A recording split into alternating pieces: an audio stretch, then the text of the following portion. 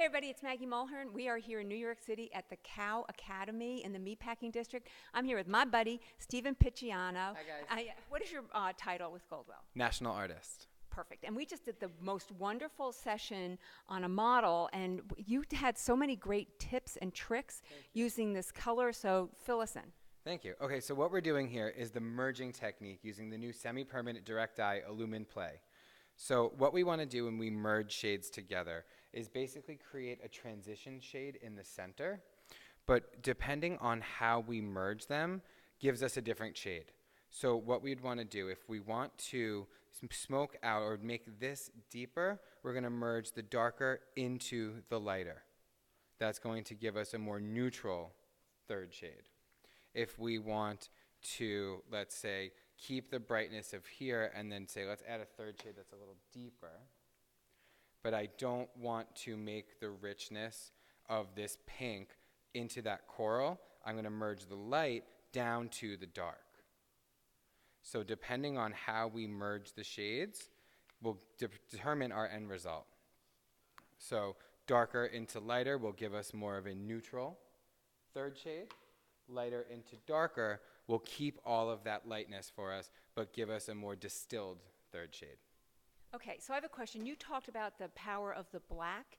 Sure. Yeah, what does that do? So at black in Illumin Play is intended to smoke out a shade. So it's very powerful. So we're going to use about 1 mil to 2 mils, maybe 5 at the absolute most into a formula. But say, for example, 40 mils of pastel mint with 1 mil of at black would actually make like a faded denim. So it's really strong. It's like a blue, violet-y kind of black. So if you want to smoke out or neutralize a shade, at black is the way to go. Okay, and what was the counterpart? So there's also clear. So at clear is going to distill a shade. So if you wanted to make, say, sky blue, say 40 mils of clear to a half mil to 1 mil of blue would create this beautiful, distilled, clean blue. Okay, and the other tip is you want to make sure that you always do this on dry hair. Why? Yes. Well, because it's semi-permanent, and if the hair is full of water, it doesn't have room to accept the dye. So dry hair, levels 9 and 10 will give you the purest results. Anything deeper than that, you have to consider the canvas you're putting it on, equal parts to what it's in the bowl. So that's when you're going to really get that in between. But 8 to 9, dry hair, way to go with Illumin Play, semi-permanent direct dye from Goldwell. Okay, and then this is my last question. For a client who's having fashion colors, obviously use cold or cool water when shampooing. Any other tips or tricks? Well, you don't want to emulsify the ends onto the roots.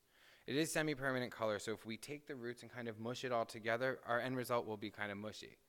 You know, so what you want to do is rinse out all of the color first, and then go ahead and shampoo from the scalp down to the ends, and then follow up with condition using Illumin Care shampoo and conditioner.